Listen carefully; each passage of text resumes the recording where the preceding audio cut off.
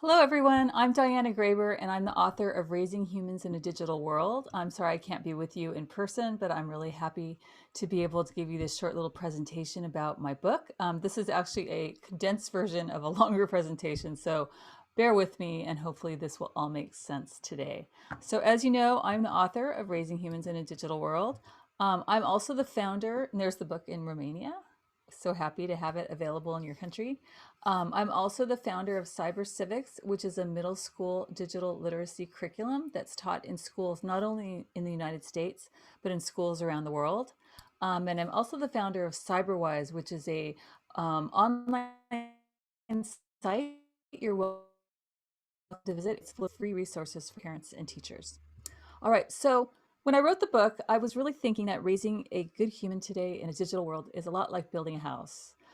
Children need a solid foundation of social and emotional skills. They need a sturdy structure of knowledge, and then they'll finally be ready to connect with a wider community of other people. So hopefully as we go through this, that will make a lot more sense. All right, so let's start with this idea of a solid foundation. And when I talk about this, I'm really talking about our youngest of children, because as we know, children are looking at screens so young today. We know that infant screen time has more than doubled to 3 hours per day. In 1997, our little ones were spending an average of 1.3 hours per day in front of a screen. Today, that's nearly 3 hours a day. And actually, when I say today, that was pre-coronavirus. Early on in the pandemic, there was research done that found that screen time for the youngest of children was really skyrocketing. Nearly half of the respondents said their children were spending about 6 hours a day watching screens. So the thing about this is we don't really know what the long-term impact of our screens are yet upon our little children, but we do know that young kids need face-to-face interaction with living adults. They need hands-on exploration. They need interaction with nature. All of these things are very important to help them have a really strong foundation before they go into the digital world where they might run into strangers and problems and not know how to deal with that.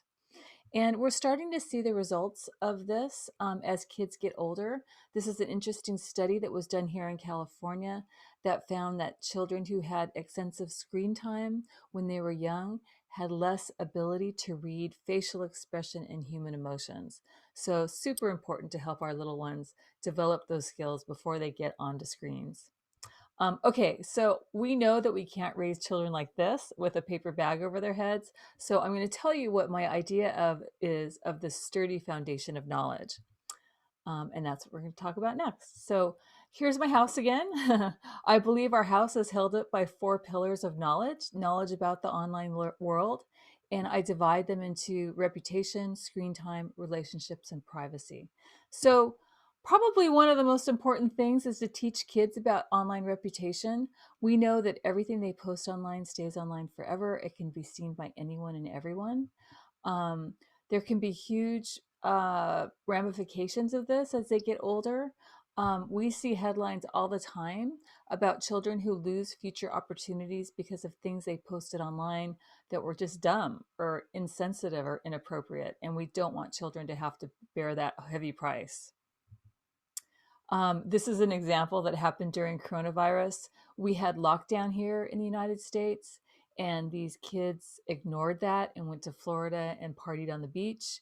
And tech billionaire Michael Dell said, "Hey, I know who you are. We have facial recognition technology. Don't try to come apply for a job at one of my companies because you now have a damaged digital reputation." So we don't want to see that happen to any more children, right? So the thing about reputation is there's really no way to get around it because it's important to have one.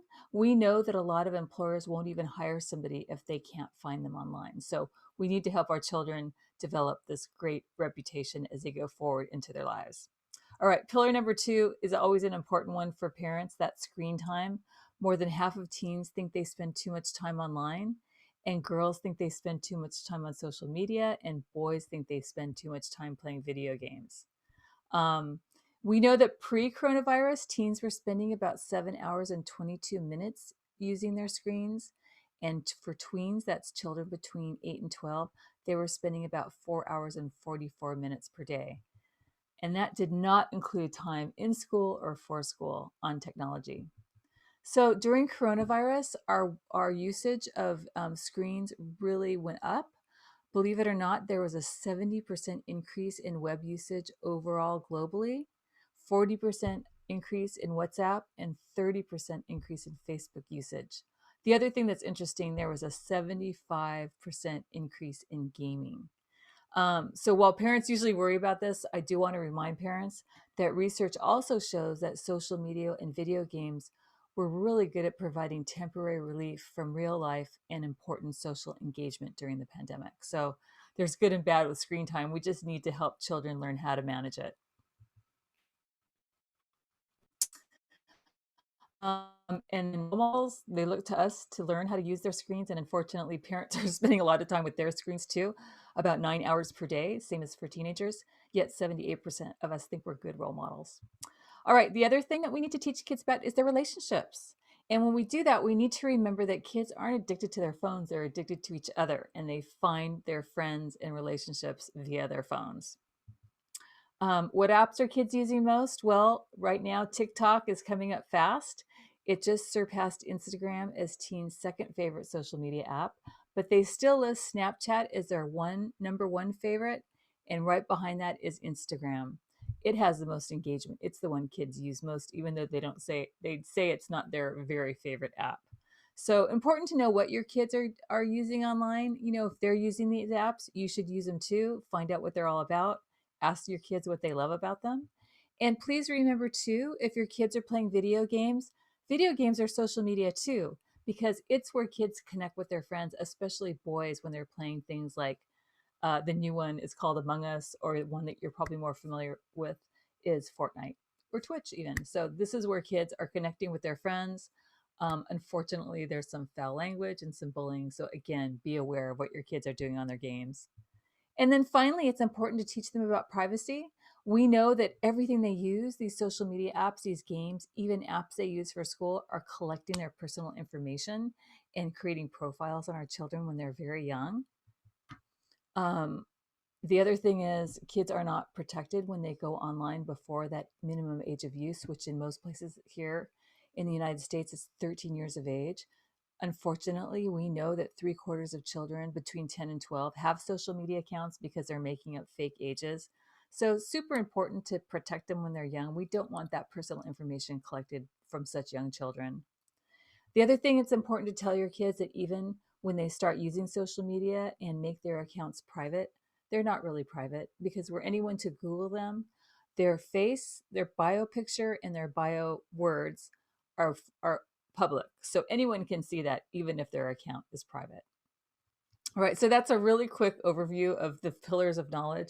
The book goes into much greater detail and all of that good stuff that's helpful to you and to your kids to know about as they start engaging with the digital world. Because really, in my dream world, everyone has this kind of knowledge, and then they're able to engage with this wider, wonderful community online, because we know the online world has so many good things to offer. We want our kids to use technology to maintain safe and healthy relationships, and to craft a digital reputation, and to open doors for future opportunities, to learn new things, and to collaborate with others. So I'm really hoping that my book will help you. Again, it's full of good information. If you go to my website or look at the website URL there down below, Raising Humans book, there is a free discussion guide that goes along with the book, because I hope that communities will read it together, talk about the topics in the book, and come to common agreements so that we can all raise good humans in a digital world. So enjoy your event. Thank you so much for including me. And please reach out if you have any questions. Thank you. Bye-bye.